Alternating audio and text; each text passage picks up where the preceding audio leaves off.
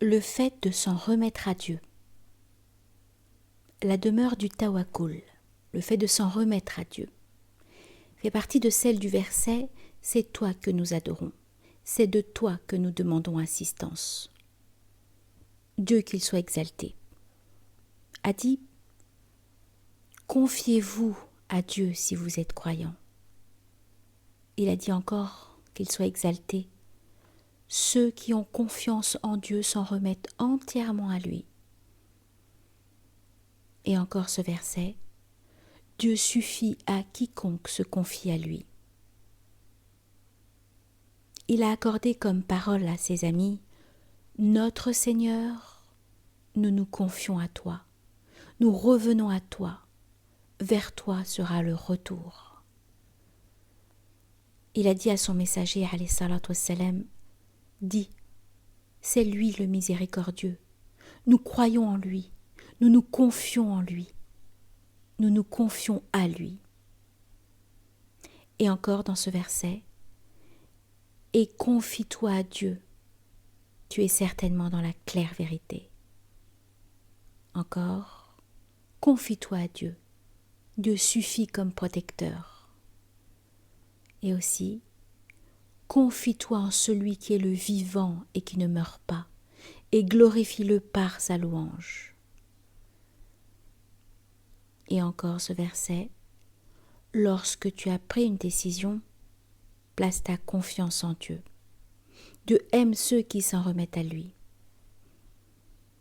Il a dit sur ses prophètes et ses envoyés, pourquoi ne placerions-nous pas notre confiance en Dieu alors qu'il nous a dirigés sur nos chemins? Et ce verset au sujet du compagnon de ses prophètes, de son prophète, alayhi salatu wassalam, ceux auxquels on disait « Les gens ont sûrement réuni leurs forces contre vous, craignez-les ».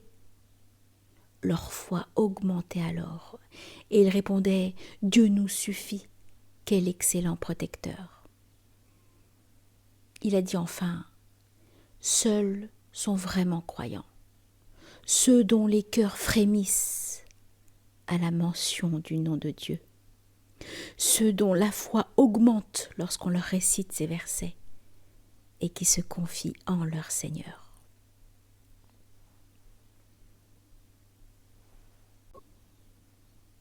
Le Coran est ainsi empli de ces paroles divines sur le fait de s'en remettre à Dieu et de se confier à lui. De même, il est dit dans les deux recueils authentiques, Sahihain, à propos du hadith sur les 70 000 fidèles qui entreront au paradis, sans rendre des comptes, qu'ils sont ceux qui ne recourent pas aux incantations, qui ne croient pas au mauvais augure, qui n'usent pas du feu pour se cautériser et qui s'en remettent à leur Seigneur. Il est dit également dans le Sahih de Al-Bukhari d'après Ibn Abbas, que Dieu soit satisfait de lui, la parole « Dieu nous suffit et il est le meilleur protecteur » a été répétée par Abraham, lorsqu'on l'a jeté dans le feu. Et elle a été dite par Mohammed, alayhi salatu wassalam, lorsqu'on lui a dit « Les gens ont sûrement réuni leurs forces contre vous, craignez-les ». Leur foi augmentait alors, et ils répondaient « Dieu nous suffit, quel excellent protecteur ». De même, il est rapporté dans les deux recueils authentiques, Sahihain, que l'envoyé de Dieu, alayhi salatu wassalam, disait « Mon Dieu, c'est à toi que je me soumets, en toi que je crois, à toi que je m'en remets, à toi que je me confie et par toi que je me dresse. Mon Dieu, je me réfugie auprès de ta gloire. Il n'y a d'autre Dieu que toi, pour que tu ne m'égares pas. Tu es le vivant qui ne meurt jamais, alors que les djinns et les humains goûtent à la mort. » Il est rapporté aussi dans le recueil de Tirmidhi d'après Omar, que Dieu soit satisfait de lui. Si vous vous en remettiez vraiment à Dieu comme il fallait, Dieu vous accorderait des subsistances comme il les accorde aux oiseaux qui partent le matin le ventre vide et rentrent le gosier plein. Il est rapporté dans le recueil des Sunan d'après Anas, que Dieu soit satisfait de lui. L'envoyé de Dieu, alayhi salatu wassalam, a dit: à celui qui dit en sortant le matin de chez lui: au nom de Dieu, je m'en remets à Dieu, et il n'y a de force et de puissance que par Dieu, on répondra: tu es guidé, tu es préservé et comblé. Et Satan dira à un de ses semblables: comment peux-tu te mesurer avec un homme guidé, préservé et comblé? C'est dire que le tawakkul, le fait de s'en remettre à Dieu, constitue la moitié de la foi. L'autre moitié étant el-inaba, le fait de revenir à Dieu. Car la foi est en même temps une imploration de l'assistance et une adoration. Le tawakkul constituant la demande d'assistance et l'inaba, l'adoration. La demeure du tawakkul est du reste la plus vaste et la plus entière des demeures.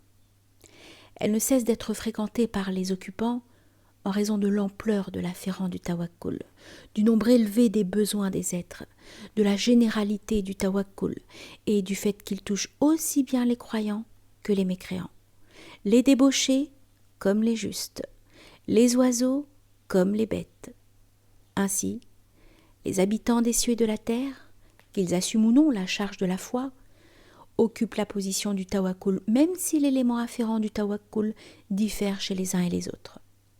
En effet, ses amis et les gens de son élite s'en remettent à lui en matière de foi, de triomphe de sa religion, de rehaussement de sa parole, de combat contre ses ennemis, et pour tout ce qui touche ce qu'il aime et l'exécution de ses ordres. Au-dessus d'eux, il y a ceux qui s'en remettent à lui pour ce qui touche leur rectitude personnelle et la préservation de leurs états avec Dieu, en se vidant de tous les soucis provoqués par autrui.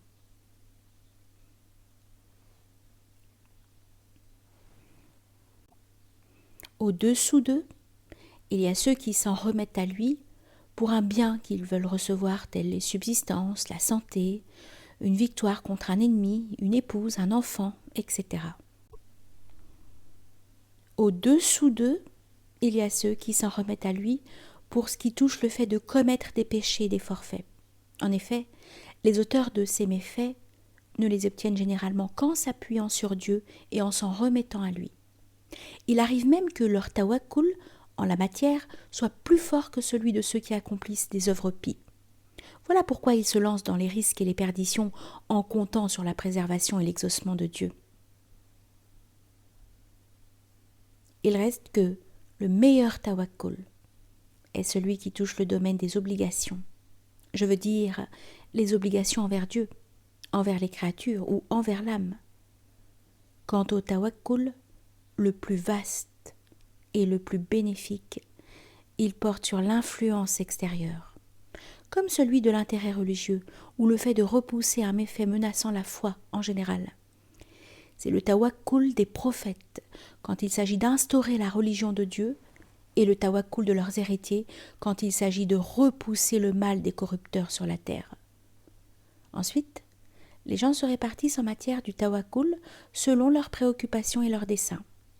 Les uns s'en remettent à Dieu pour obtenir la royauté, d'autres simplement pour un gagne-pain.